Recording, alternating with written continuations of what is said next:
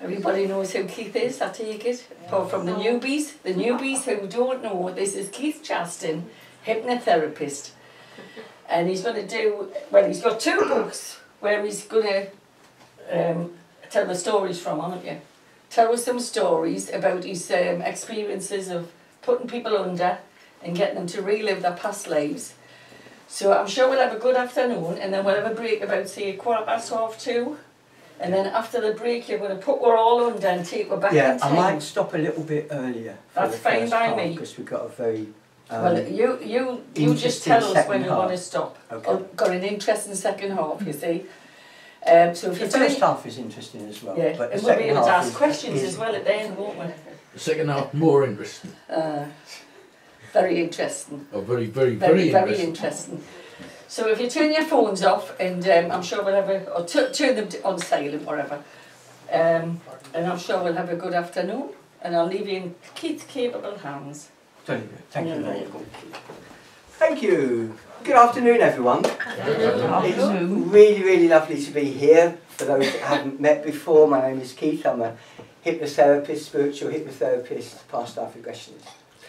And I have to say, first of all, that it's so wonderful to be here with you, because I absolutely love the work that you do. It's absolutely wonderful that you are out there trying to give and present the truth to people that are not yet awake or open to what is actually happening in our world at this time and in past times as well.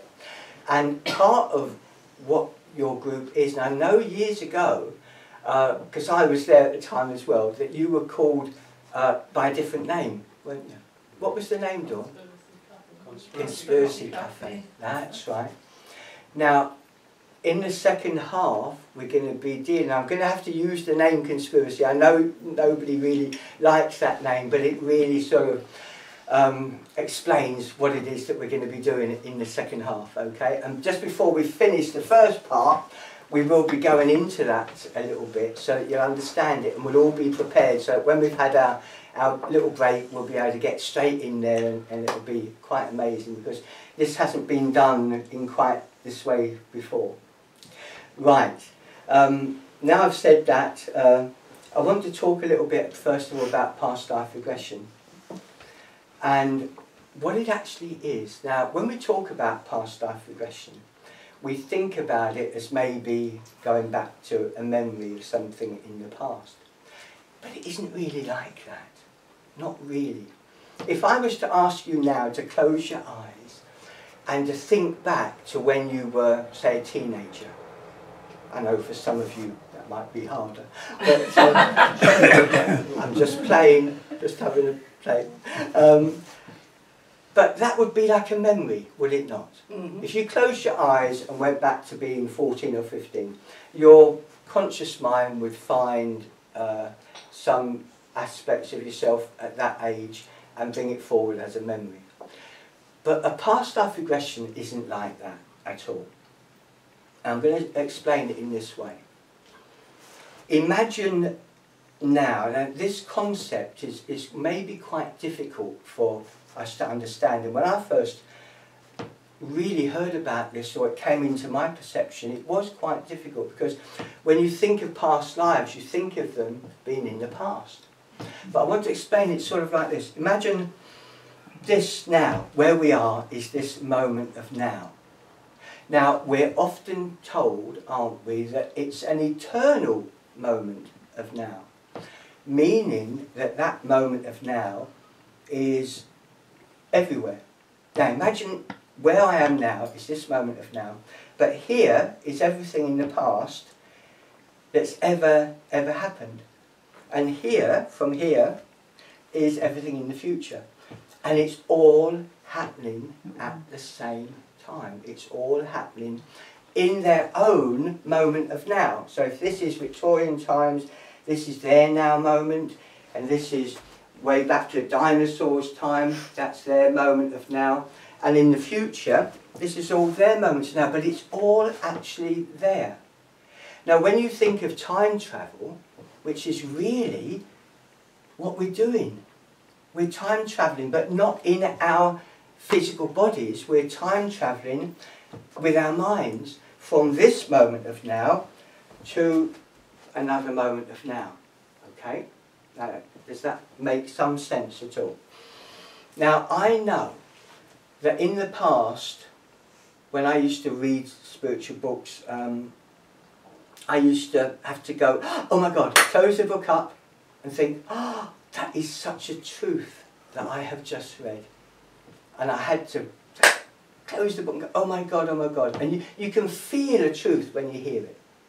It goes through you because your natural being, your soul, knows truth, and it knows what isn't truth.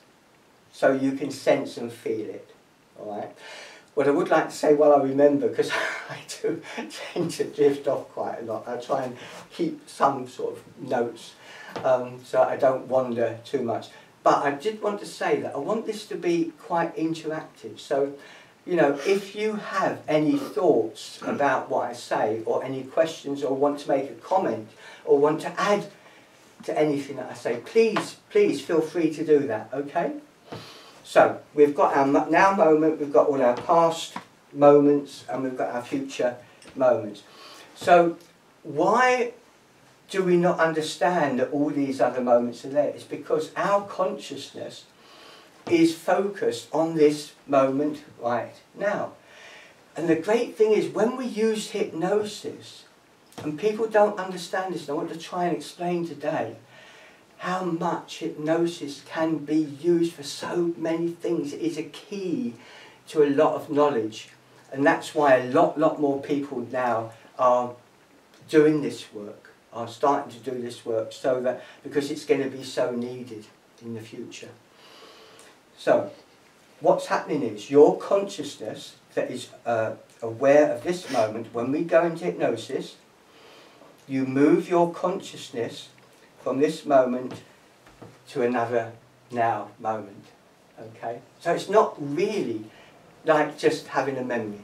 You are actually there in that moment. And very often when people have gone through the different stages of their life that they go back to, they find themselves leaving their physical bodies, which is quite an amazing thing, and they go up into the higher realms, unless of course they didn't do that in that lifetime. Very often people come to me because they feel lost, depressed, and very often it's because their soul in a past life didn't go into the higher realms for whatever reason. Maybe if they died in a traumatic way, they get stuck and caught on a sort of a time loop, which is so sad to me, because they've been stuck for maybe sometimes hundreds, thousands of years on that time loop, going through the last stages of their death just over and over and over. And that's why the soul rescue is so important. And I'll talk a little bit about soul rescue a little later. And running the groups that I do to help the souls that get lost. So, we've got our now moment, we've got our past moments. I'm going to talk a little bit now about certain stories over the years. And I've got hundreds and hundreds of these, but I've chosen some today that will help you to understand how important past lives can be to help you. Now, there's a lot of depression around at the moment, a lot of anxiety. And some of that, of course, has come from these times. People are anxious, they don't know what's going to happen to them. Their lives are being turned upside down all over the world. And because you're truth seekers, I know I'm not going to talk about it because that's for another time, for somebody else to talk about it. But we've been getting a lot of messages through from some of the groups that I run, the Ascension group, particularly on a Monday, about what's happening and how they are there helping and doing all sorts of things to help us out of this situation. And that our ascension, you know, they keep saying it is going to happen. So, you know, we need to stay positive about everything and know that at the end of the day, we're going to move into this new golden age and it's going to be absolutely wonderful. So many of us are still going to be here in 50 years, 100 years' time. It's absolutely amazing. I've been talking about this for many, many years, and I've felt so excited about the ascension, knowing that it is going to happen, and that we're going to be moving in our consciousness moving from a very dense 3D consciousness to a higher fifth dimensional consciousness. So it's very exciting. But that's not what I'm talking about today. I'm going to talk to you about, firstly, a client that came, for instance, last week. I mean, this is very, only happened, you know, a few days ago, so it really affected me, actually. Sometimes I've looked up and said, I can't do this, because it really can affect you sometimes. I try not to let it affect me, of course, you know, to be neutral, of course, but, you know, sometimes you're in a situation that it can really affect you. And this was a young, and she said I can use her story, not necessarily for today, but to write about it and to let other people know how past lives can affect you. So she went back to Victorian times, so we're in this now moment. She went back to here. No, it's more like here. And she went back to being a young boy, which quite surprised her, and even more surprised her partner that was sat there, because she found out she was a boy, a 14-year-old boy. And she was running, she was really, really scared. And she'd never done anything like this before, you know, and so it can come as a bit of a shock, you know, when you suddenly feel yourself and these things happen to you. And he said, the governor's chasing me, and through this tunnel, you see, in London. And we had to try and discover, I thought, who is it, the governor that's chasing you? And I didn't know at that time it was Victorian, late Victorian times, but it came out a little later. And the governor was actually a policeman. So of course the kids then, you know, that were stealing and doing stuff like that, called the police governor, or called this one governor anyway. So I moved him forward to find out what happened if he was caught, etc. But he wasn't. He managed to get away, and he was searching through these bins. He said, I'm not sure what they had in Victorian times, but there clearly was some horrible food around, because he was eating it and pulling a horrible face at the same time. I moved him forward to when he was 19, and he'd met a young lady who was very wealthy, but the parents wouldn't allow him to be with her. And so he was really, really sad. And that happens, of course, all the time. It still does today to some extent, doesn't it? And then when I moved him forward again, he was in the First World War. And he was in the trenches. And absolutely awful, dreadful. You could imagine how awful that would be. And so, and he survived, but he had to go into hospital and have his leg amputated. So that was awful. I moved him forward again, and he was 32. Now this is the bit that really got to me, because some past lives can be quite difficult and traumatic, but she came for depression. She came for her anxiety, and she's only 20, but she didn't know where it come from. Yes, she's had some quite difficult times in this life, but it was so bad that she wanted to know if it had originated in a past life. And to be honest, 95% of the time I can say that it does originate in a past life. And you could see from the life that she had how awful it was and where that depression had come from. Because everything's happening in the now, so she was there in this life and she's brought it with her into this current lifetime. All those feelings, there was no healing happening when she was in the higher realms before she incarnated back again. So she brought it all back. So how she felt then is how she feels now. Now, what had happened was, when she was 32, she said, I'm standing in front of a mirror and I've got a gun. And it was quite heartbreaking because, again, this is a paradox. This is really interesting in one sense, but, you know, difficult for the heart in another sense. What do you do? And it was really difficult for me. Did I have to say, oh, and I did. I started saying something to try and stop, because she said, I want to kill myself. And he got the gun there, looking in the mirror. He said, I'm so upset, I can't get any work because, you know, nobody will take me on. I married the girl, I've got a 5-year-old daughter, but I can't support them. They're not with me, I just haven't got any way of making any money. And of course life was so much more difficult then because nobody would really help. Life was very difficult. And that's what he wanted to do. I said, well look, I know. I said, trust me, I said, I know that things can change within days or weeks. I said, your circumstances could be totally different within a few weeks' time. I said, you don't know what opportunities are there that will come along to help you. And then I sort of got stopped in a way, and that's where the idea of the paradox came to me. Well, what if I talked him out of it? And he did it, and he lived to, he was 80, and he had another 5 children. What would happen then? So I moved him forward and found that he did, you know, a few minutes later, he did commit suicide. But he did go into higher realms. I was shocked because the church teaches now and then that suicide is a sin. And of course, we know that that is absolutely not true. It is not a sin. Please know that. It is not. And there's many, many people who have committed suicide in my regressions. I've never come across one a few minutes before, which was quite tricky and difficult, but and they have gone into higher realms. Everybody's accepted there. And it depends on your, you know, your vibration, I suppose you could call it, as to exactly where you go in that beautiful place.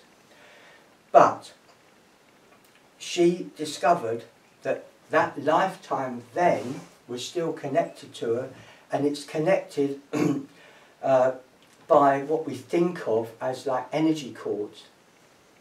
And they were this negative energy was connected to these cords, and of course we were able to get her higher self to cut these cords so that she wasn't connected to it. And this anxiety and the depression that she'd had, you know, for much of her life, I got an email back from her a couple of days later saying that she felt she'd been reborn because the energy, that negative dark energy from that lifetime was cut from her. So she didn't have it anymore. So I'm just trying to explain through that story how past lives can still affect you in this lifetime. Okay. Now there's one story that I've never, I haven't told very much, but if I have told it to you, if you, Maureen and Dawn might have heard me say this before, but if you have, just bear with me. Because I never get to take a few of your stories, Keith. Oh, well. You're so kind. So, this story is very, very interesting because it happened quite a while ago. It was about 10 years ago, and this guy suddenly phoned me up out of the blue and said that a year ago, he said, my wife had been a regressionist and she'd had a past life, and she'd been in Ireland, and in Ireland, you might remember this, I don't know, Rhonda, she was married and her husband murdered her in this past life. And then when she went up into higher realms, she discovered that her husband in that life was her husband in this life. And she went home and told him, you murdered me in the past life. That's a bit of bad luck, isn't it? So, anyway, so he phoned me and he said, so I needed to find out. He said, I'm a scientist. He said, so I don't believe in any of this nonsense. He said, but there was a part of me, there's always a part of you, you see, your spiritual side that you might sort of submerge and keep, you know, hidden, but it's there. And there's part of him that's saying, well, what if I did? So a whole year went by and he was having that little argument with himself. That's nonsense, what if I did? Nonsense, what if I did? So after this year, he decided that he would go and see somebody and try and find out if it was true. And he went to see somebody. Nothing happened, unfortunately, because he had that fear, you see, there's a part of him that knew maybe he might have done it, and he didn't want to go, his mind didn't want to take him there. But then another year went by, and that's when he phoned me and he told me that story. I said, well, come along and we'll find out. And I knew by this time that he probably hadn't got that fear, and he probably thought nothing was going to happen. So he was sort of a bit neutral. And I thought, that's what we need. And he went straight away. And I said to him, where are you? He said, oh, I'm in Ireland. And of course, that's where it happened. And he said, I'm 29, I'm down by the stream, and I'm courting my girlfriend. I'm moving forward a little bit. And then I've never, ever seen anybody go as bright red all over their entire face, in their ears, their nose, every part of them. And he was wailing, he was weeping in the chair. And it's because he wasn't showing him committing the crime, but he was showing it a few minutes later. So of course I couldn't let him continue with that, so we brought him back to this present moment. And it was about half an hour before he was okay enough to go and drive home, you see. So anyway, I thought, that's interesting. But 2 weeks later, he phoned me up and said, I want to do it again. I thought, do it again? That was my initial feeling, which probably you would have thought as well. Why would he want to do that again? Why would he want to go through all that emotion again? I thought, right, well, yeah, come, we'll do it again. But I didn't want to take him back to that moment. There was no need to. I said, why do you want to do it again? He said, because I need to know why I did it. I said, I know now that I did do it, but why did I do it? That's what I need to know. I said, right, okay. So what I thought was, I'd take him to an hour before he knew he was going to die in that lifetime, which is what I did. And he was in prison. And somebody came along and killed him, stabbed him. Now, this is the really interesting bit. He left his body, and he went up into the higher realms, and the very first person to meet him and greet him was his wife, who he'd murdered, who gave him a big hug, but she also wagged her finger and said, you were supposed to forgive me, and you didn't, you killed me instead. That was our spiritual plan, for you to learn forgiveness. Now what had happened was, and we found out, that he had been sitting in the pub in Ireland having a drink, and somebody came over and taunted him and said, I've been having an affair with your wife. And he went home to confront her, and of course that's the moment he should have forgiven her, but he didn't. Things got out of hand, as they tend to do, and he murdered her instead. But that's not the end of the story. She came back, well, she came about 3 months later, and she wanted to learn more about the story. So we learned quite a bit about the two. But in this lifetime, they've come back together because he still hasn't learned to forgive. And do you know what? 5 years later, I find out that she goes off to like Turkey or somewhere on holiday by herself. She meets somebody and leaves him. And he can't forgive her. He still hasn't been able to forgive. So very often what we've done here and here and here comes back here. And you keep doing it until you do learn. You see, it's so fascinating, isn't it? It's really interesting. So now, let me just find the glasses, because I want to know where I'm up to. Excuse me, I don't like to read notes, but I just like to have just a heading so I know where I am. Oh yes. Now, sometimes things don't always happen as you expect them to. Now, there's a lady called Jennifer in, where is it? Not Stock, Darlington. And she has a shop called the Unicorn Tree, and for many years I've been going up there about once a month and she organises a day of regressions for different people. And we haven't been able to do that for about 18 months, so it's been really sad, because it's a lovely therapy shop and it had loads of crystals and everything, and I love going up there. And but she phoned up yesterday and said she's going to start it again, and she's got a whole load of people that want to do the regression, so we're going to be able to start that again, so it's very exciting. But on this one occasion, and it was quite a busy day, and I tend to go on a little bit, unfortunately, and I was a little bit behind, and we finished, I did it perfectly well, but what had happened was, one of her questions, and I always ask people to write down questions as to what they want answers to.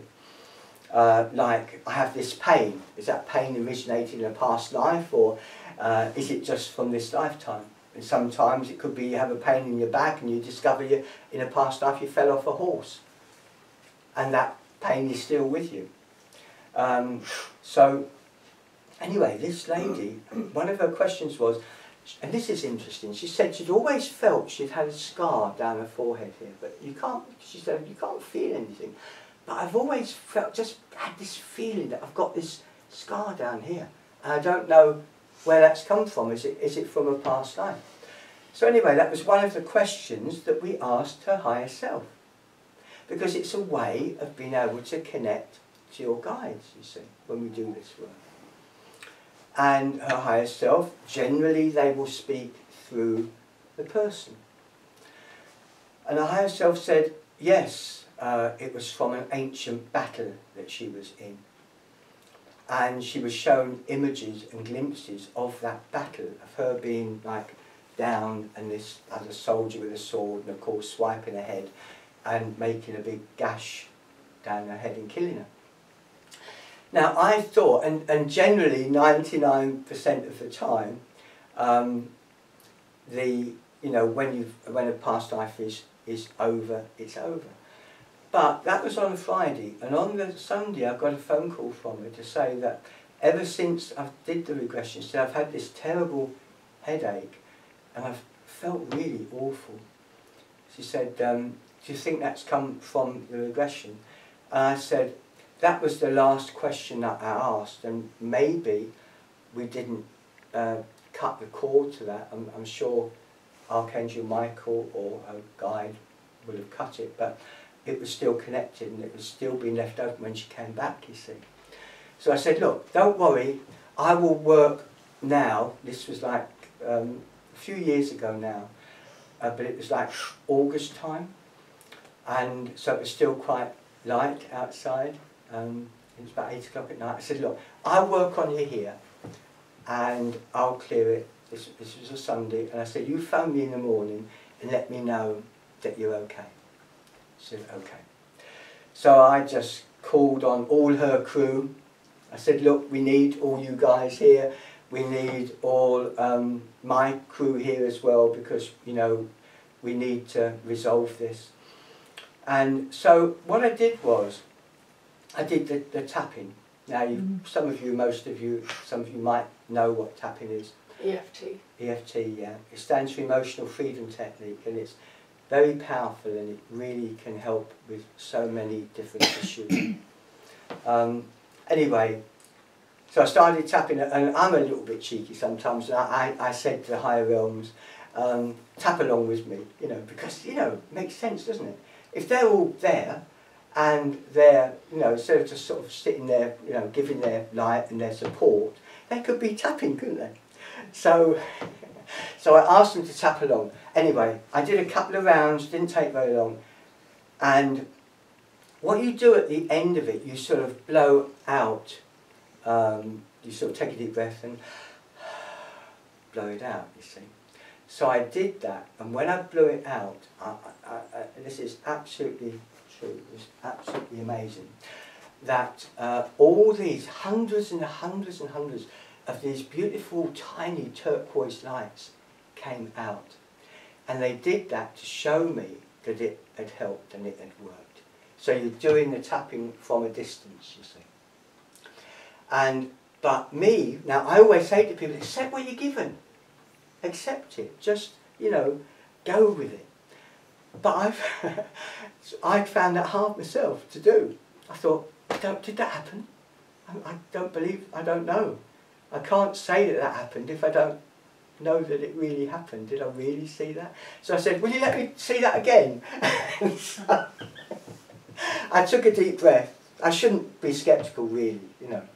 But this was a while ago anyway. So I took a deep breath and blew out again. And all these lights came out again. I thought, thank you so much. That's wonderful. And I knew that it had helped. And I knew that she would contact me the next day and tell me that she felt absolutely fine. In fact, she did. About 10:30 the next morning, she phoned and said, perfectly fine. Not only that, she said, next time you come up, I've got 2 other people that want to come and have past lives with you. And she came and sat in with it. So that's interesting. Now, I'm going to move on to, let me give you some instances, just one very quick one, of how this can help and how silly things, really, you think of it as that, can have affected you from a past life to this life.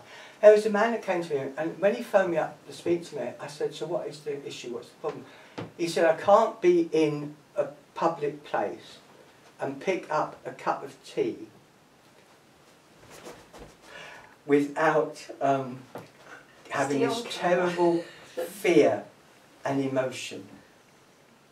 And so, anyway, when we went back to a past life, he discovered himself in an eating place, about 100 years ago, and all his family around him drinking tea, and they were all killed suddenly. And so, of course, that anger, that fear, that emotion that he felt then was still with him from there, because it's still that now moment. And that's what it was, so we're able to cut the course to that, you see. It's really interesting, isn't it? Right, I'm going to go on to what we call spiritual hypnotherapy now, before we break up for the first time. Spiritual hypnotherapy is a little different to past lives. Now, what I wanted to be able to do, quite a long time ago now, was basically to help people that were grieving, that they'd lost people, family members, friends, and even pets, and found it very, very hard to move on. But I knew I wanted them to be able to connect to a higher place so that their loved ones could come through. Now, I know that I know Stuart very well. Stuart is a wonderful medium. Have we got any other mediums here? Jeff and Brenda. Right. So you know. So you know that sometimes you might be clairvoyant or clairsentient or clairaudient, and sometimes a mixture of all of them. Stuart, what would you call yourself? Mainly clairvoyant, I would say. Clairvoyant, so you see things. But I hear as well. But you hear as well, right, okay. So what the hypnotherapy does, what the hypnosis does, and remember, not everybody works in this way. I mean, I was trained as a clinical hypnotherapist, but I don't really do it like that anymore, because the higher realm sort of took over, really, and wanted me to do it in this particular way. So, I wanted a way where we didn't have to go through a whole of a past life to get to higher realms. Because you see, in a past life, what you're doing is you're having your life that you went through, alright, and you leave your body and you go up into higher realms. And so at the end of a past life, you can find yourself in a higher vibrational place. We call it heaven, don't we, sometimes? So we find ourselves in this heavenly place. But without having to go through a past life, I wanted to find a way of doing it so we could get there quite quickly. But you can't sort of just go into hypnosis and go to heaven, not really. But you sort of can. And the way that we do it is to go to a midway place. So you are going, you are raising your vibration to here. So we're here right now, and we raise it to here. And then the higher realms can lower their vibration down, not too much, but just enough to meet up with you at a base. And we're going to sort of be doing that a little later as part of what we're going to be doing, okay? And I'll explain it all to you in a few minutes. So, now, the very next day after I'd had those thoughts about doing that, there was a medium that did come to see me. And I mentioned it, and she said, my guy's saying, not a good idea. I said, and why is that? He said, because there's a lot of people will benefit from it, and it will be wonderful, especially those that are grieving, it will really help. But he said there will be some that it would be too much for. That they just will be there, go there, and they won't want to come back again because they're back with loved ones, you see. So anyway, for a few years, I just left it. It was still always there on my mind, and I thought, ooh, I'd love to do that, but I didn't do it because I didn't want to go against what the higher realm was saying. But that was one guide. Anyway, over that time, a lot of other guides were saying it's okay, but you just have to make sure that your intention is that only people who come to you wanting that are the right people. So that's really, my intention is always to try and ask for people to come that you know it's okay to help. And I mean, just fairly recently there was a nurse from a local hospital that had lost her mum about 6 months ago, and she was finding it so difficult to move on. And she decided, she heard about what I do, and she came along and she went straight away. And she was guided to her mum's old house. It looked very different. And when she went there, it was like a surprise party.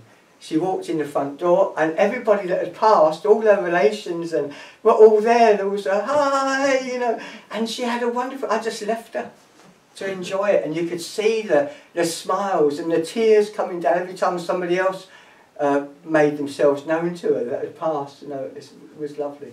So that was the original idea. But now, over the years that have passed, I use it more to find out about issues that people have, and instead of going through a past life, we can find out about past life things from there. So we don't need to go through the past life itself unless you particularly want to. So that is the difference, you see. And I wanted to just explain, I'm sure I've written down here a few things because it's difficult to just remember them off the top of your head. Yeah, there was somebody fairly recently who we did the spiritual regression for, and she came, and instead of being with her guides who were there, but they'd taken a step back, a counsellor of 24 had come to help her. She was a medium, to readjust her energy level so that her light quotient, and so they want to shine light through her out to the planet and to everybody. So even just walking down the street, and it's the same with yourselves. Just by, you know, you're all old souls here. You know, you've all come here to help at this special time. Believe me, you have. You're here to help. And you don't need to really do anything. You don't need to say, oh right, what's my path to do that? You don't even have to think about that. I mean, a couple of months ago, somebody came and we had spiritual regression. When we went up into higher realms, she was met by her higher self, was called Sabine. Very jolly, bouncy. But this lady hadn't come from the earth originally. None of us have come from the earth originally anyway. And she wanted to know where she'd come from. And so they took her to her home planet, which wasn't even in this galaxy. And when I was talking to Sabine, it was so wonderful because she was quite chatty and, you know, wanting to talk. She was in another galaxy, and I said, oh, a different galaxy far, far away. And of course, you know, there wasn't even a chuckle there because Sabine wouldn't understand that was a Star Wars thing, you know, a galaxy far, far away. And so again, that confirms it because, you know, most people will understand what that meant. So, anyway, it was wonderful chatting to her. And again, you see, consciousness. It's all to do with consciousness, because if you were talking to somebody from a galaxy, you know, not our galaxy, but another galaxy, wherever it was, you couldn't do that, could you? Because of light travelling at a certain speed. But consciousness is not governed by the speed of light. Consciousness is totally, totally different to the speed of light. Consciousness doesn't have to go anywhere, it just is. And we connect to that consciousness in a flash, so quickly. And so when I was speaking to her, even though it's still a long way away, just like speaking to you now, today. Really interesting. Right, I would like to talk about, very quickly, about the soul rescue. And I mentioned how important I believe the soul rescue is, because, you know, there's so many souls, and those that are mediums I know would know how many there are, so many millions and millions and millions, all over the planet that are stuck right now. And we need to help them, especially at this time. And so we run soul rescue sessions. Now I can start running them again soon in my practice in North Shields. Run them sometimes at Heaven and Earth. Small groups there. That's in Bedlington. That's in Bedlington, yeah. And some other places. And the idea is that we go, again, a lot of it is to do with intention. And so the intention is to connect to souls that need your help. And your guides would go out beforehand and find who they are that need to be helped. Now, I'm going to just explain, there's one particular person in the group who is very empathic. And this person, when they first connected, they connected to a little boy who lived in India, and he was only about 5 or 6. And he was playing by the railway tracks. As they do.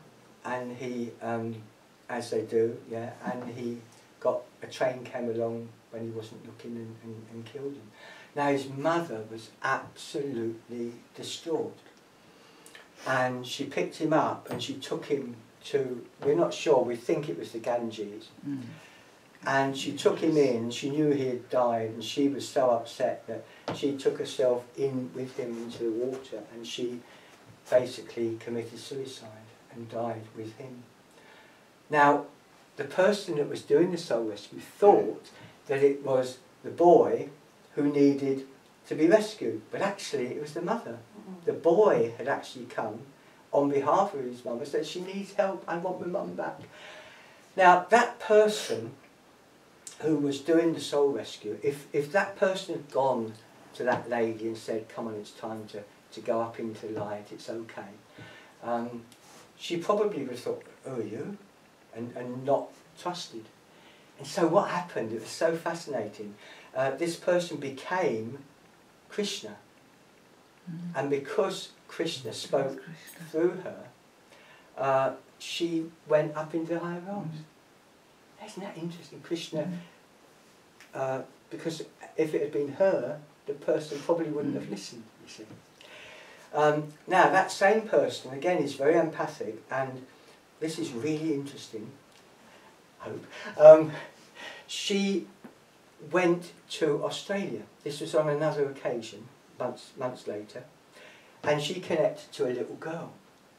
And this little girl was walking through the outback. She'd gotten terribly, terribly lost and didn't know where she was. And this person was given the information that any child that tends to get lost in the outback tends not to get found.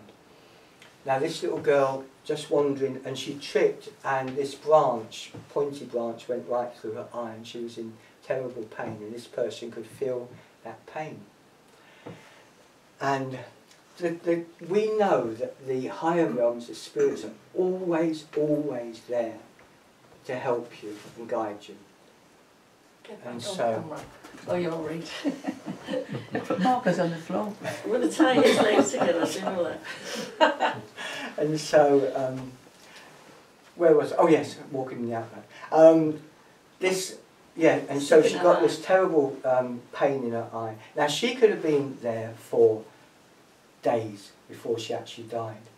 And so what her higher self and the guides that were there were doing were helping her to understand that she could be out of pain if she rolled over, and they spoke to this spider. I know it all sounds a bit crazy, and this poisonous Australian spider was there, so when she rolled over she got bitten, and very, very quickly she died. Now, this person afterwards, she said, you know where that spider bit me? Just here on her neck. She went like that, and there was this huge big red mark. I remember the night that happened. Do you remember? Oh, I know who it was. Right, okay. Yeah. And after that, there's one more one that's very interesting. It's a bit similar, but she went to a beach in New Zealand, and there was this young New Zealand boy there. He was only 11, and he was walking on the beach, and he went down the beach every day because he lived very close to the beach. And he'd been told by his mum to be careful where he trod. But on this particular day, he trod on one of these poisonous sting fishes, and it had the spike went straight through, and this person could feel the spike going through. And not only that, the poison, she started to feel the poison going up from her feet all the way up her body, and through her arms, and he of course died. And again afterwards, you know, showed me her foot, and there was this big mark on her foot where the, yeah, and it's still there today actually. Yeah. So, but that happens if people are very empathic, you know. So it has put you off a little bit. Don't let that story put you off, by the way. Because it's work that really, really needs to be done. It is very, very important. Now, I want to get on to, so if you wanted to join in any soul rescue sessions, if you felt, that may be something that I could quite get into, because it is, you know, as I said, important work. It's volunteering, you know, to do it, so it doesn't cost anything. And you're very welcome. So you just need to message me on Facebook, and I will send you links to where we'd be, or sometimes we do it on Zoom as well, so you don't even have to leave your home, you know. Right, so what we're doing very soon after we've had a little break. Well, this is to do with conspiracy theories. So what came to me, and I felt I was guided to do this afternoon, and what it is that we're going to do an interactive whole group hypnosis, all right? That's what the black dots are. You don't, if you are not sure about it, you don't have to take part, or you could just allow yourself, have the intention of, you know, I'm just going to do this in a light way. I'm not going to go that deep and really experience it fully. So, what we're going to do is, I've written down some conspiracies, about 7, that are really popular ones.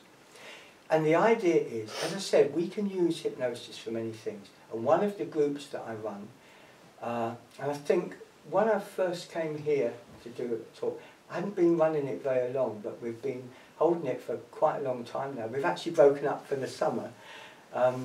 But it's called a remote viewing group. Now, I suspect most of you here are familiar with what remote viewing is. And it's so interesting, it really is. So we're not going to do so much the remote viewing part now, but we're going to go through into different nows. Okay? We're going to experience different nows. And those nows are where the conspiracies took place. And we're going to be able to go back and experience what happened. For instance, I've got them written down here. And of course we don't have to do these ones. There might be other ones that you feel more passionate about. But I've got the moon landings. That's a good one, isn't it not? Wouldn't it be interesting to go to the moon landings now, which is about here, and experience what really happened or didn't or whatever. And because there's lots of you here, it might be that, you know, we get some sort of consensus about it. So not only are you able to have that, you can actually go there and experience it for yourself. Now, our group experienced lots of different things. I haven't made a long list, but of course I've just put a few down. One was the Great Wall of China, and we were able to visit there, and that was amazing for a lot of people. And we experienced it as it is today, So it was like lunchtime that day when we went there, and then we went back there 100 years before, and to see the difference, and it was hugely different. Also, the Grand Canyon, that was an interesting one. And what was interesting about, I think the reason I wrote that one down was because it's an interesting place to visit anyway, that maybe a lot of people hadn't visited before. But they have like this big, what do you call it, thing that goes right out from the rocks. And it's got a clear, clear ground. And you can see, and there's quite a lot of people all viewing from this viewing part. And this one lady had gone there, there was one particular other person, it was another lady, who could see her, which was interesting. And they, both of them, weren't meant to be there, not really, you know. And so, and she could see her, and they recognised each other. Not recognised as recognised, but they know each other weren't really there.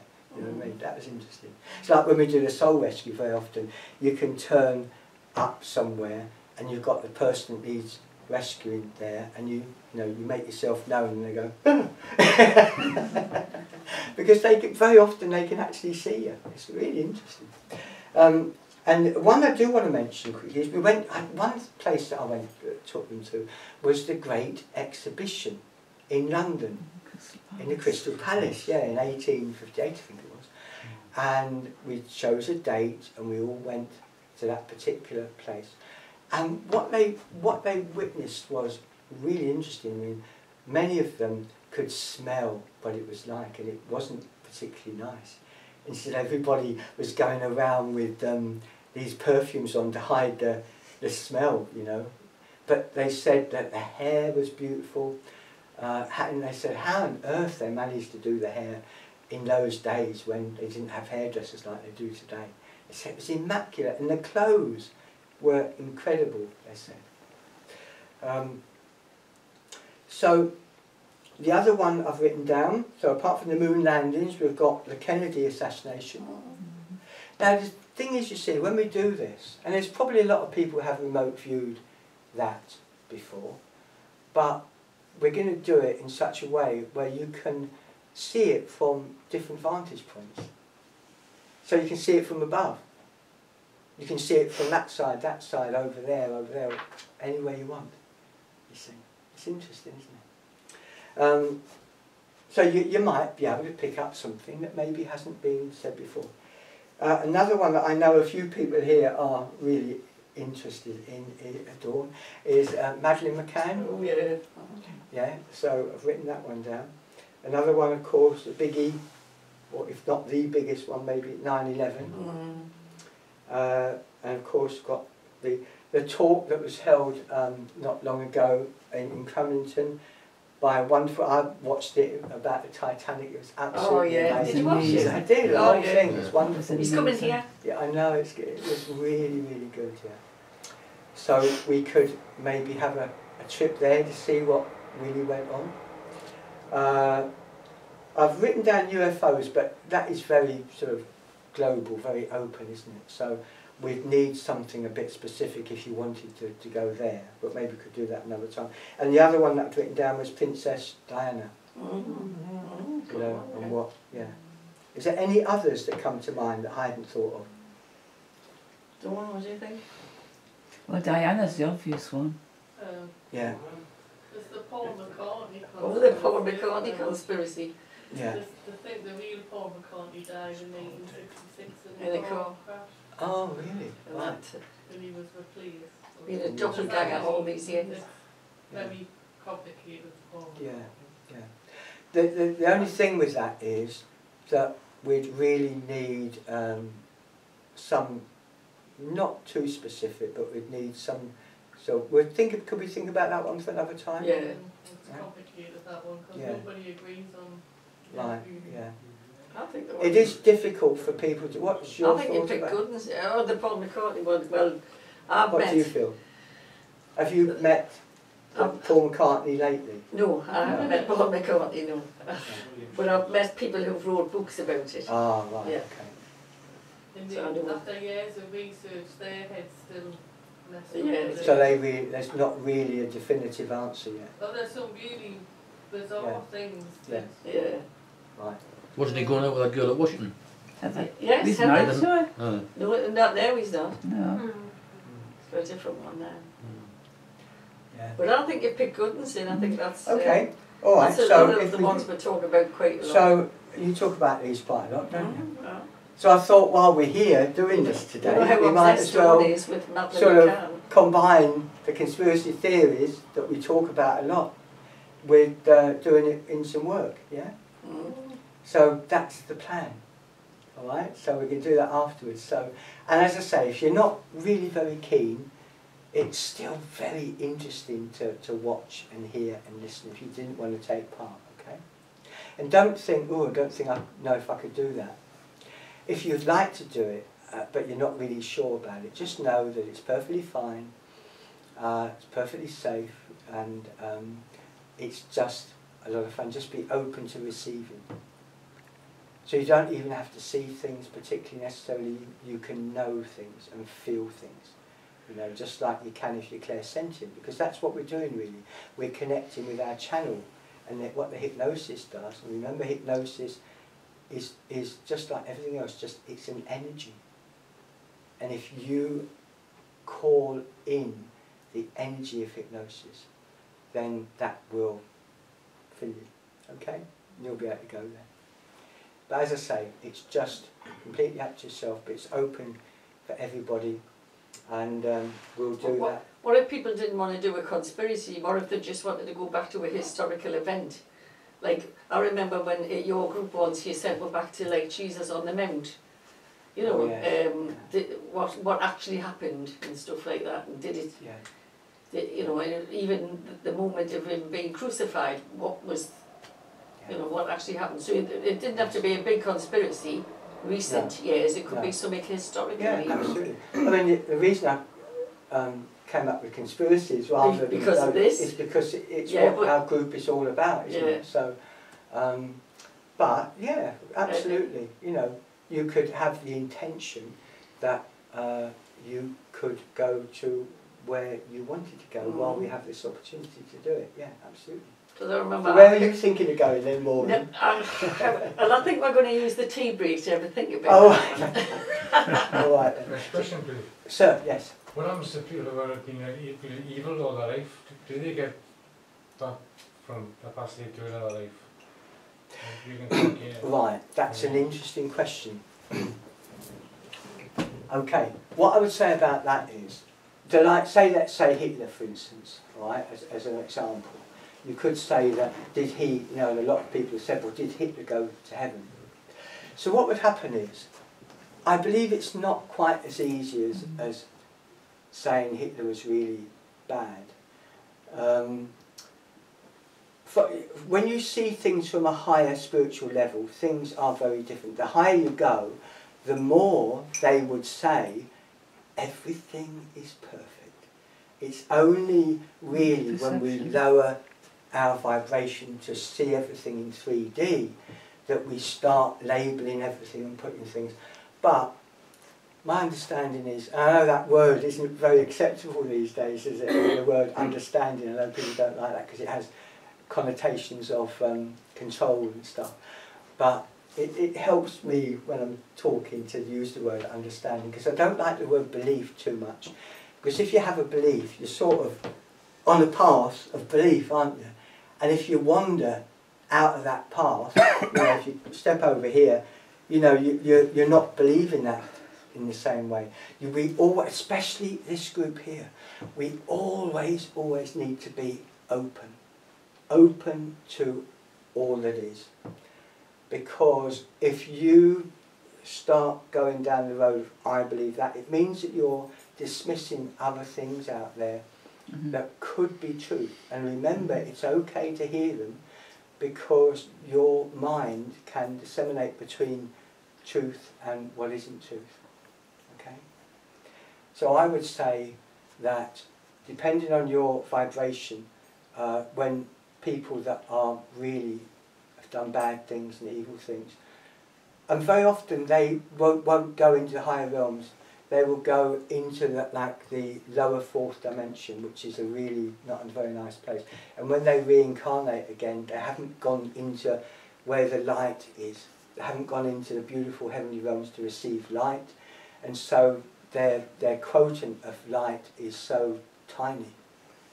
But they're still a part of God. They're still a part of everything, really.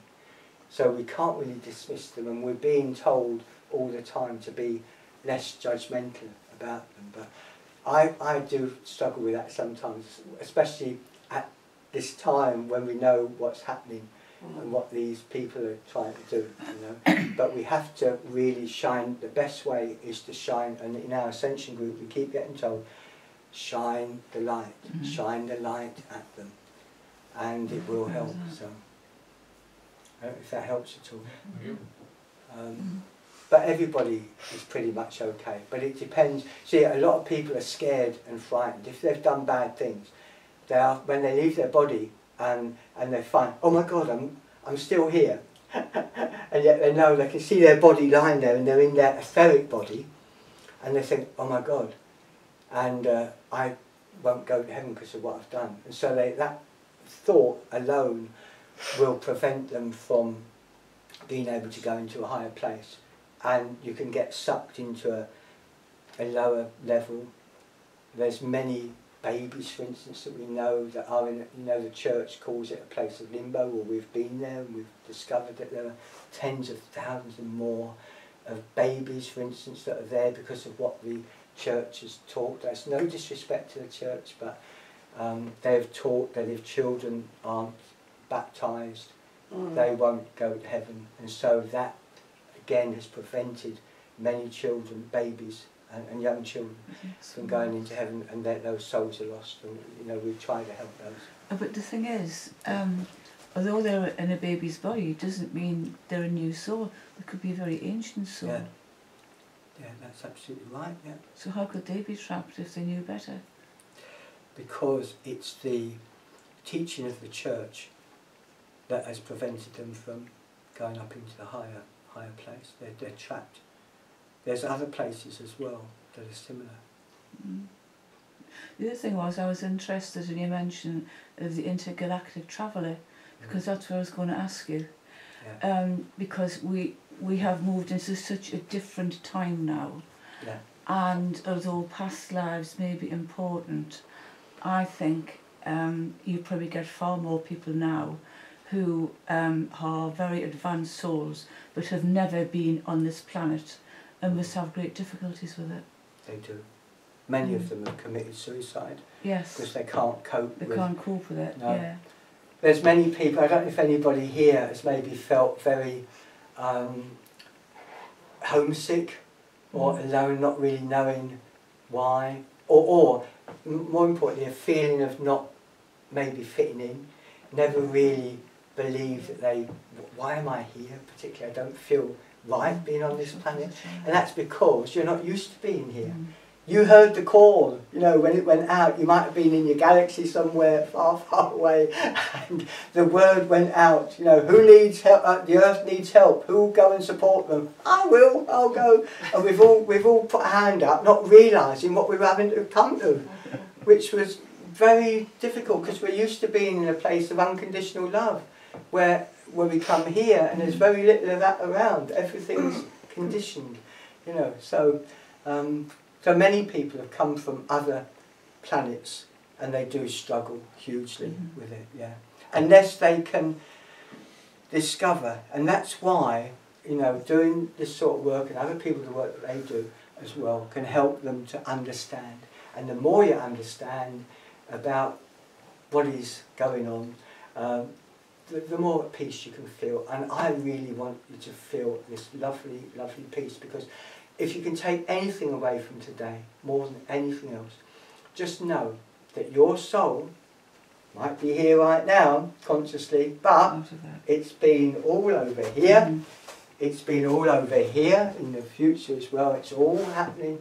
And can you imagine the lives that you've had, where you've struggled and struggled and struggled? If you've got through it then, you can get through it again. And you've got all the tools to do it. So, I'll stop while we have this break, then we'll come back and have some fun with the conspiracies. Okay, thank you. So while we're having a cup of tea and something to eat, have a good think of where you want to go. It's your choice. I think you've given us some good ideas to think of. Okay. The really popular ones there. The moon's a popular one. The moon's a popular one, yeah. Well, we might start with that.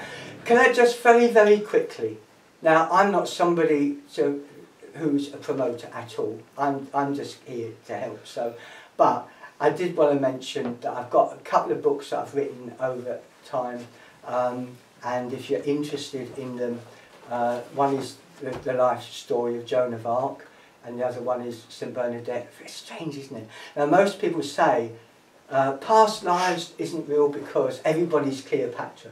No. But I've done thousands now, and there's only a few very small amount of people that have ever been famous, if you want to use that word. Both two of them, I mean, another one was Anne Boleyn, but she didn't want her story told, and I've got about 8 hours of tape actually.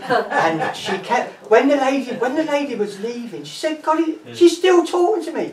She won't shut up, and she's saying, I've got all this dirt on Henry and I want him to know about it. So that was interesting, but that won't happen, I don't think. And don't forget, we've got Trussica North East t-shirts now for sale, £7 each. Medium, large and extra large. Cup of tea, everybody. So All right, you're in view. Yes, we're in view. Yeah. Are we on? Yes, you're on. Okay.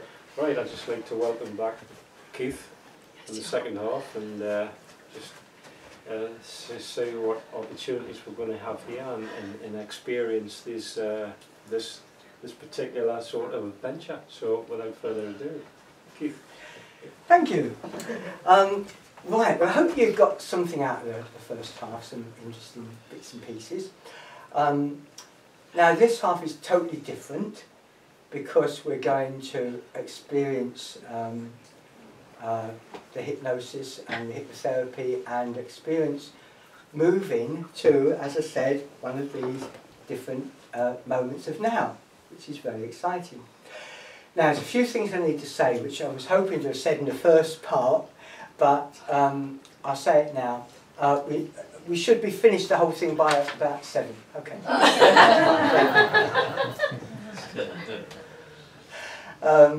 I'll take you there. You find your own way back.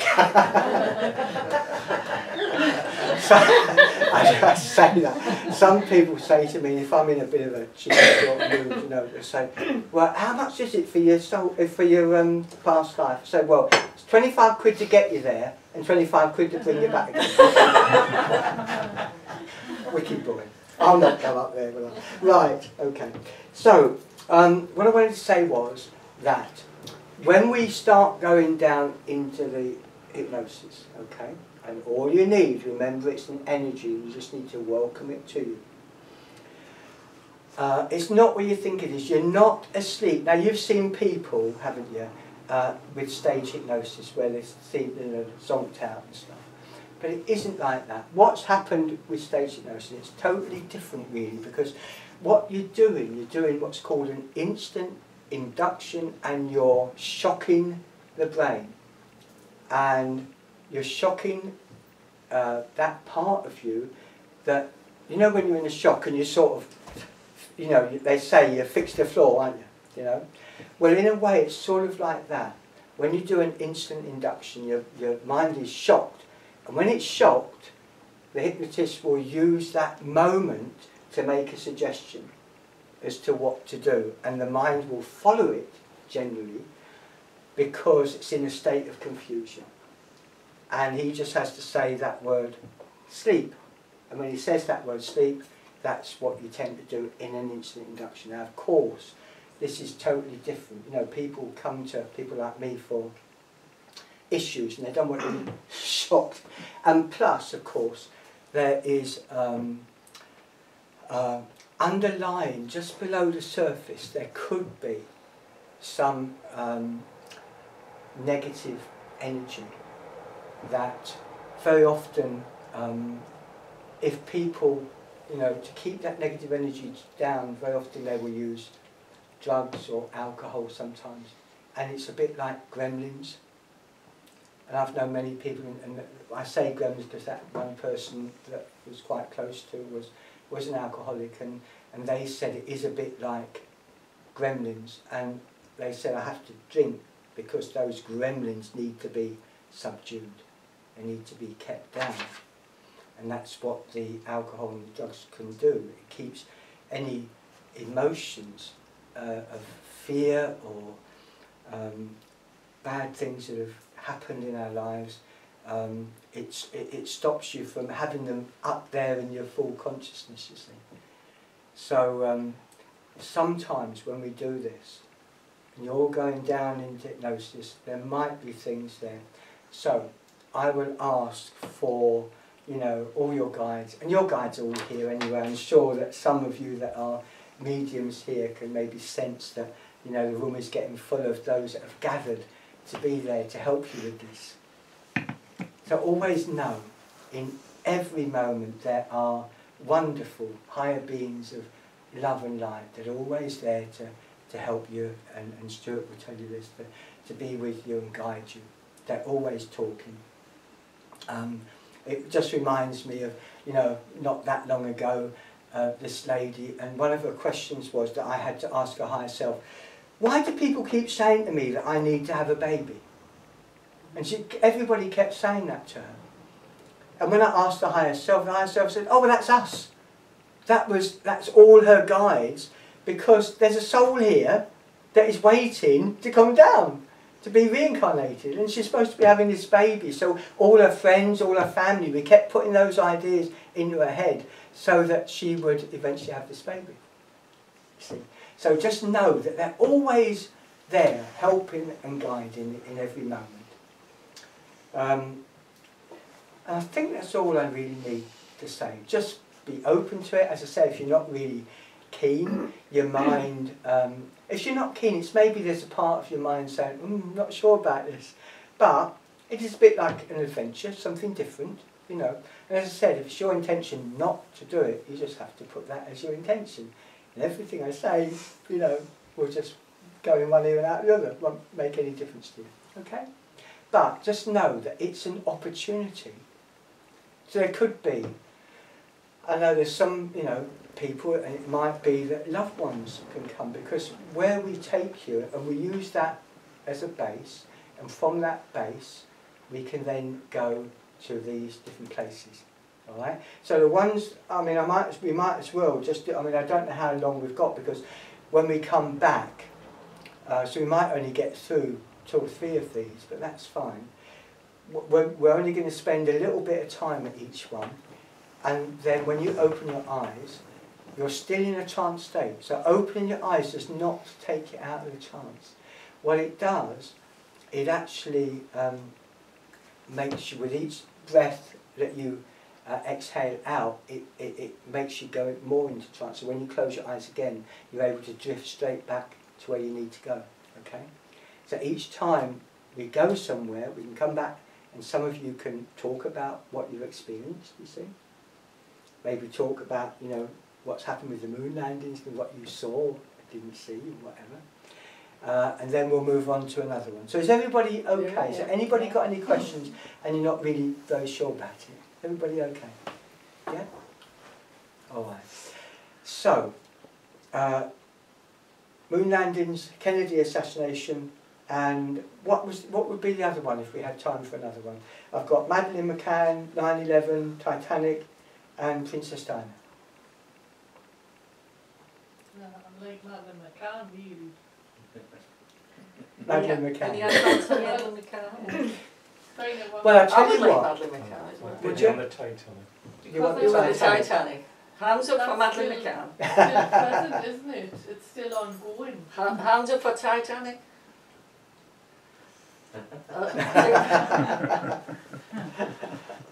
Right. Okay. You're not bothered. No. I'm not bothered, to be honest. No, I'll do anything, okay. whatever the flu. Well, like I said, now what I will say is that the more people do this, I mean, I have had groups now for quite a lot of years, and people in most of the groups, when we do group sessions, it is slightly different, as you can understand, than it is doing a one-to-one, because I'm not interacting with you specifically and finding out what's happening, but that's okay.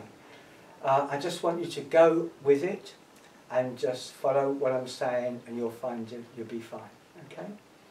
If you do find some emotion come up and it's a little bit difficult, which doesn't happen very often, but can happen, then just open your eyes, okay, and you'll be fine. And just take some deep breaths and allow whatever it was, just allow that scene to fade, okay, and that emotion to fade. Right, okay. Now, Maureen's very kindly put some dots up here. Now, in my practice, I have dots in different parts of my face. Now, these dots really are just a focus to start the process off, which allows the hypnosis to begin to connect to you, okay? So, what I'd like you to do, and I'll step out of the way here. I'd like you to begin, take a few deep breaths. Remember, this is a gradual process. Just go with the flow, you'll be fine. And I want you to begin by focusing on that black spot for me, or that one if that's easier for you, up there.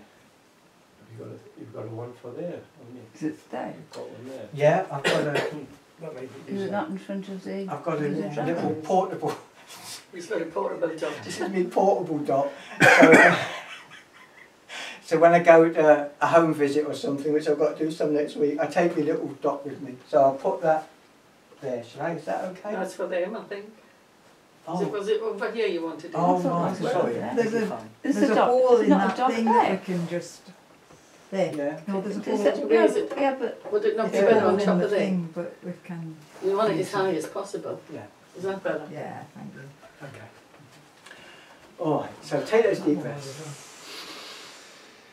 And I want you to begin by focusing on the black dot. And when you do, I want you to begin to notice some brightness and some lightness as it begins to appear around the outside of the black spot. Just notice that now, that brightness, that lightness. Notice it moving, notice it expanding.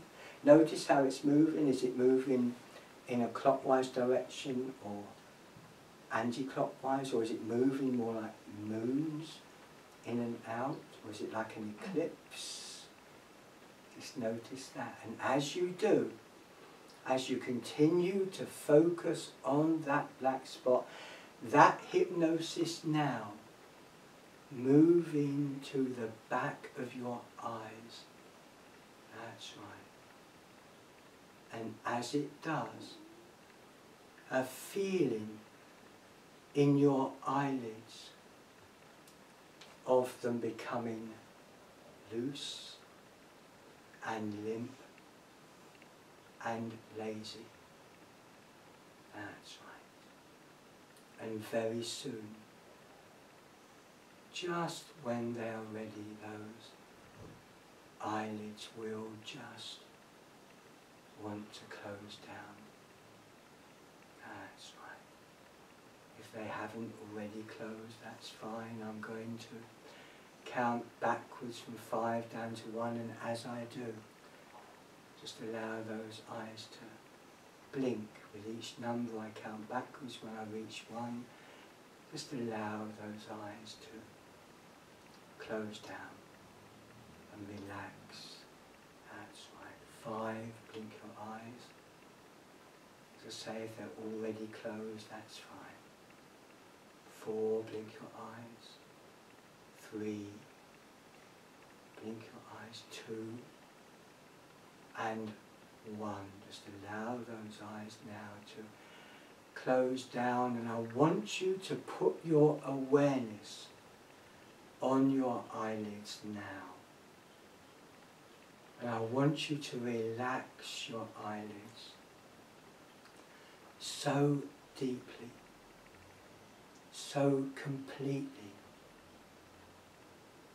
to the point where you know they just won't work. And when you know they won't work, give them a test. Now stop testing and take the feeling in your eyelids to the very top of your head now.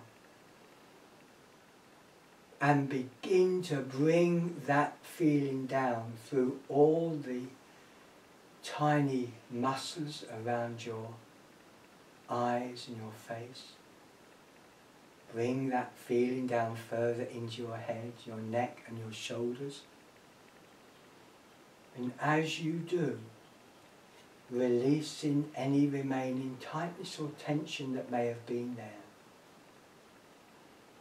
Bring that feeling down further into your body, your arms, your hands, your fingers, your legs, your feet and your toes. That's right. Now in a moment I'm going to ask you to begin to open and close your eyes just a few times. And each time I ask you to open your eyes, I will then say the word sleep. And as I say that word sleep, your eyes close down and you find yourself drifting down deeper and deeper, up to 10 times deeper each time your eyes close down. So just allow those eyes to open and sleep, eyes closing down, drifting down deeper, that's right, and deeper, up to 10 times deeper. With each breath that you exhale, guiding you deeper and deeper. With each beat of your heart, also guiding you deeper down. With each word that I say, helping and guiding you deeper and deeper. Any other sounds that you may hear within this room or outside of this room, other than your voices and my voice, those other sounds will just drift in and drift out and have no consequence other than to help and guide you deeper and deeper. And again, as you allow those eyes to open, that's right, and sleep, eyes closing down, drifting down, that's right. Deeper and deeper with each breath you exhale, guiding you deeper. With each word I speak, also helping and guiding you deeper down. Now we need to relax that mind more deeply and to enable us to do that so easily, so quickly, so effortlessly. In a moment I'm going to ask you to begin to count out loud, slowly, softly, backwards from 100. And after each number, to say the words, deeper, relaxed. And as you say those words, deeper, relaxed, you find yourself doubling that mental relaxation. So after you have said just a very few of those numbers, you will have relaxed your mind so deeply, so completely, that you will have relaxed all the rest of those numbers right out of your mind. So I want you to begin counting out loud, slowly, softly, backwards now, please. 100. Deeper, relax. 99. Deeper, relax. 98. Deeper, relax. 97. Deeper, relax. 96. Deeper, relax. 95. That's right. Those numbers becoming so dim, so distant now.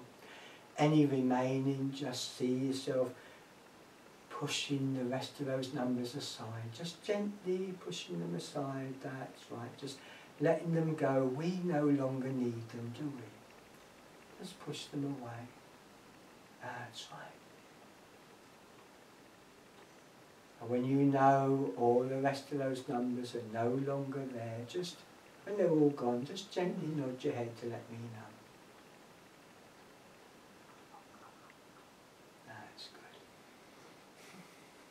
Now I'm going to begin to count from just 10 down to 1. And with each number I count backwards, you find yourself drifting down, deeper and deeper, up to 10 times deeper with each number. 10, that's right. Just drifting down and down. 9, 8, 7. And now as I count backwards, powerfully activating and connecting your subconscious mind with your inner vision, with your imagination, with your inner senses of knowing and feeling, your inner senses of hearing, your inner senses of taste, touch and smell, all powerfully activating as I continue to count backwards. Now, 6, 5. By the time I reach number 1, each and every word that you say and each and every word that I say instantly becoming your reality. 4,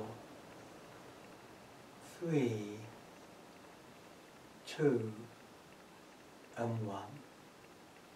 Now, using your inner vision and your imagination, I want you to see a little feather for me now. That's right. Some people see little white feathers, some people see other colours, and some people see more than one colour in their feather, and that's fine. But see it now as it just drifts and floats from side to side, and down, without a care in the world, just like it's in the summer breeze. That's right, just drifting and floating, down and down. Now you know that very soon that little feather's going to land on the ground, and when it does, I want you to feel that ground beneath your feet that the little feather lands on. Now some people, the ground can feel quite like grass or sand, and for some people it feels very much like hard ground, like hard mud, or stony ground, like cobbles or pebbles or gravel. And for some people it's more like soft ground, like mossy ground or spongy ground. And so as that little feather drifts and floats, any moment landing on the ground, now I want you to feel that ground beneath your feet. That's right, and just notice, is it more like grass or sand or something else? Now I want you to stand on that ground for me, whatever that ground is, and feel that ground beneath your feet while I call in all those beautiful higher beings of love and light. And they're going to guide you along that path to a beautiful higher dimensional place. So dear beloveds of the highest and purest, we thank you for this opportunity in being able to meet today. We thank all those that have gathered in these beautiful higher realms to be with each and every one of us today, and we ask you to guide everyone to where they need to go along that path to be guided to a beautiful higher dimensional realm from where we can use as a base to go off and go to different places in different now moments. And so thank you to all those, and we thank the archangels for being with us, and the ascended masters, we thank you for your kindness, your love and your light, and we thank you for your protection. Thank you. And so I want you now to just hear that voice, or just get a knowing as to which way to move along that path, along that ground. Do you need to go forwards, or maybe turn and go backwards? Or maybe are they saying go left or right? Or maybe diagonally, or maybe even straight up? Just let them tell you now which way you need to go, and begin to take those gentle steps along that path.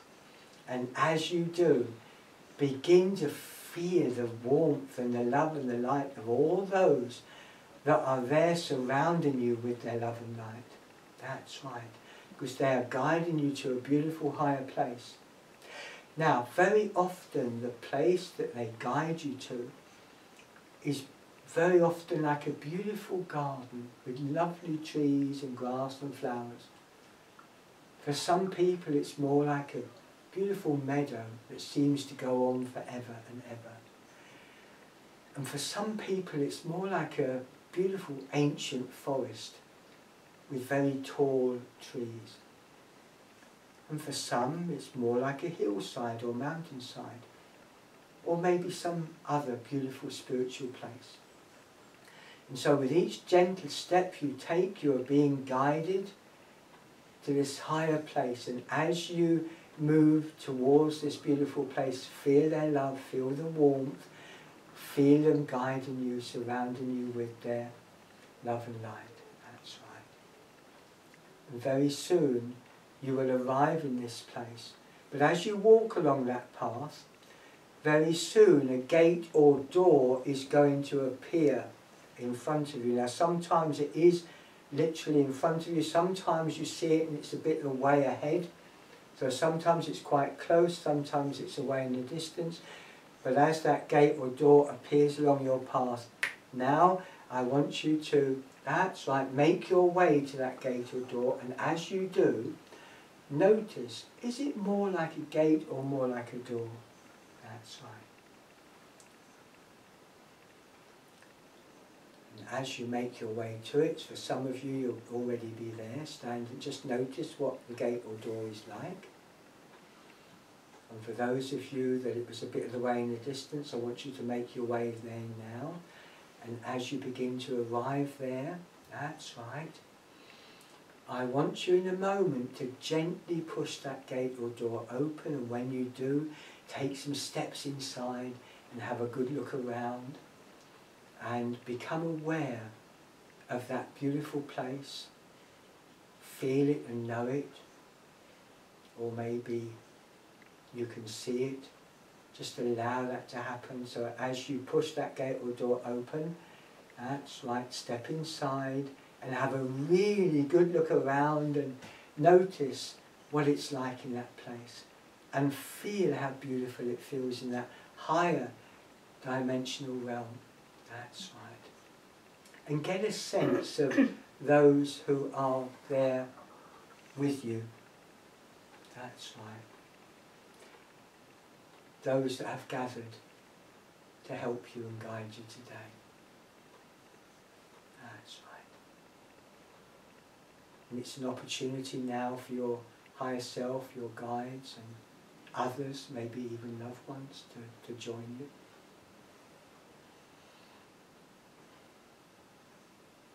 Now, once you've arrived there and you've felt the love from your guides and those that are there with you, they can hear my voice as well, and they can hear your intentions, they know your intentions.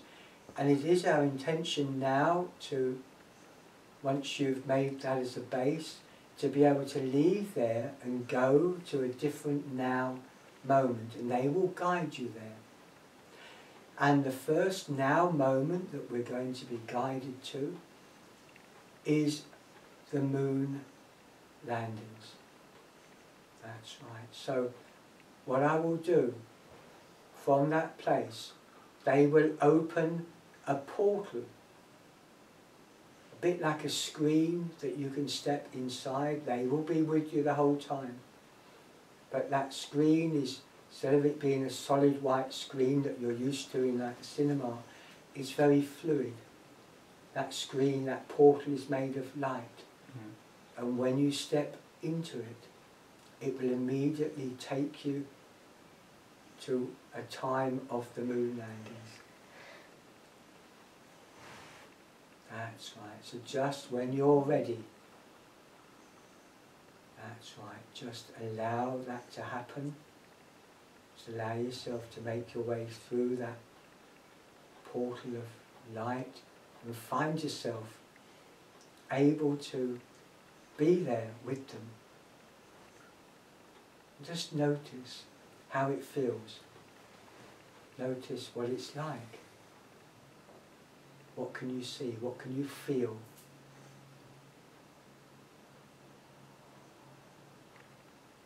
And I should be quiet just for a couple of minutes while you experience that. And remember, from that higher place that you are in, you are able to see it from a higher perspective. So the moon landings, you can go as high as you need to and look down, see exactly what's happening. You can also move from left and right and see it from all different angles and get a really good perspective. And remember that time, when we do this work, isn't the same as it is in our linear time. So even though you've only would have been there for a few minutes, that could be quite a long time in your time.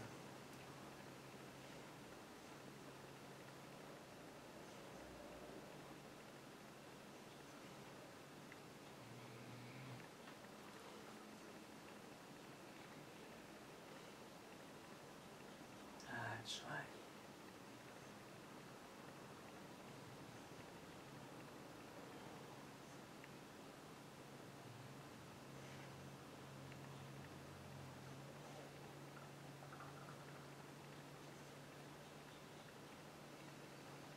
And remember, you can ask questions of your guides. If there's things that you're not sure about, as those images become clearer and more focused with each breath that you exhale, finding that place where you are right now, so becoming so clear, so focused now. That's right.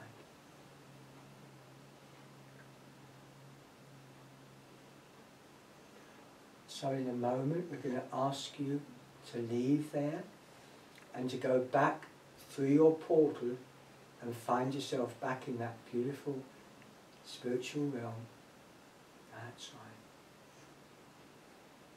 And then in a moment I'm going to ask you to just open your eyes, and when you do, you will still be in a trance state with each breath that you exhale, guiding you deeper and deeper, so when it's time to go back into your beautiful place, you'll be able to do so easily, so quickly, so effortlessly. So just when you are ready, just allow those eyes to open.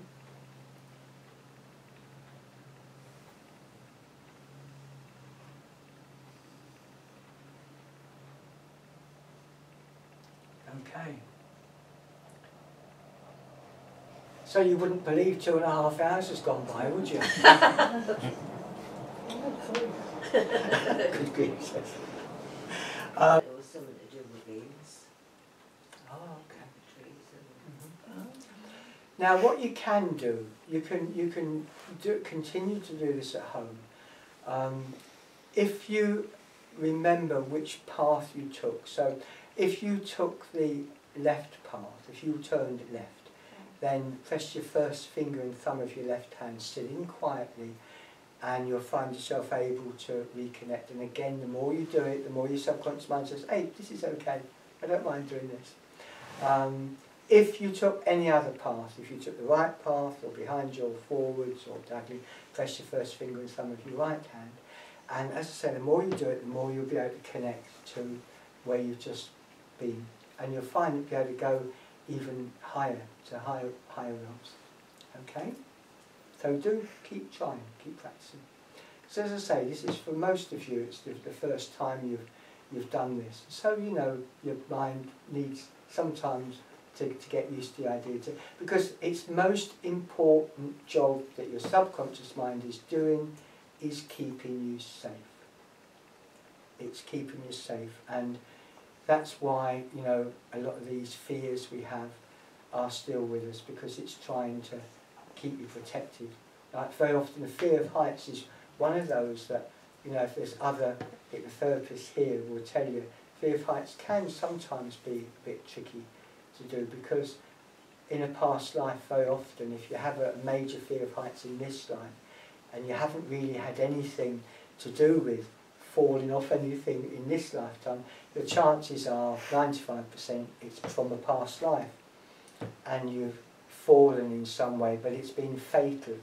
And that's why it's so powerful in this life, because it actually killed you. So your subconscious mind is saying to you, ooh, don't go up a height, because remember what happened last time. And remember, it's saying to you, this is the now, this is maybe when you fell off here. You fell off something here, or maybe a loved one, maybe it might not be you, it may be someone that you loved. Fell off here, but it's still in that eternal moment of now. So it's still affecting you. Your subconscious mind thinks of it as yesterday, you see. So it's trying to keep you safe. So trying to release that fear sometimes can be a bit tricky. But very often when your conscious mind knows where the fear has come from, it will release it straight away and you just don't have it anymore. That happens an awful lot. Right, I'm not going to keep you anymore. It's been really lovely to see you today. Thank you so much for inviting me, and hope to see you again very soon. Take good care of yourselves, and just please remember that we have been around for eons and eons and eons of time. We've got through all that stuff that was thrown at us in past lives.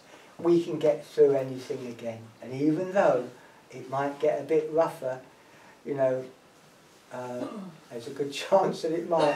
We are aiming for this new golden age, which I know is coming, and we're all going to be part of it, and it's going to be heaven on earth. So, with those words, it's a good time to finish. Thank you very much, folks. Thank you.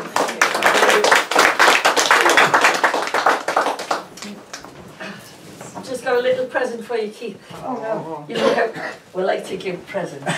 Stand up and take your present. Oh no! Interesting, I know these t-shirts. Thank you. Oh, thank you. Now I've got the hat to match as well. He got the hat the last time, now he's got the t-shirt. Oh, that is kind. Thank you. Thank you very Did much. everybody enjoy? We've got a lot of forthcoming events, some are in the pipeline still, but we have our fortnightly discussion meetings, we have our Zoom meetings, and our next speaker should be Ben Emlyn-Jones, who's doing 2 days for it, because he likes to make a little holiday. And then we've got Les Henderson, spiritual medium, and then we've got John Hamer, who's an author, and he writes about lots of things. We watched an interesting talk on him about the Titanic conspiracy, and so he's going to be doing a couple of talks in August, and then we've got a few more things in the pipeline, but no set dates yet.